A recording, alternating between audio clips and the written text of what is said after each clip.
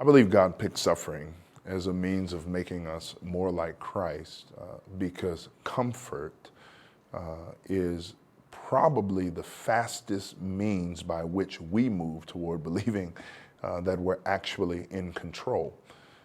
It's really interesting, particularly as we grow in Christ, and I'm going to throw this in air quotes, it's not the bad things that endanger us. We always think of the bad things, pornography, adultery, those marquee sins as being the things that will topple us, but it's not the bad, it's the benign. It's the ability to start to idolize those good things that we've been granted to enjoy. And so I believe that God uses suffering to move us out of the comfortability and false sense that we think we are in control and move us back to dependence on Him.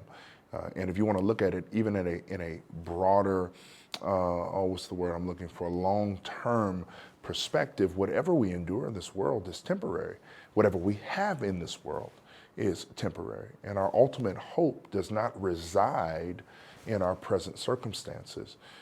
And so very often, because we zero in on earthly things, it's why Paul tells us in Colossians 3 to set our hearts on seeking those things that are above and then set our minds on those things that are above where Christ is. But because we have such difficulty doing that, because we are distracted and detained even by the benign in this earthly reality, and believe that we're actually in control, and that's such a big piece, then God will use suffering to release our hands, if it were, from the will, and remind us that He is the one that holds this world together by the word of His power.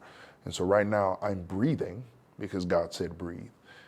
And we forget that so often, and suffering brings us back into hyper focus on who's actually in control and on whom we are dependent.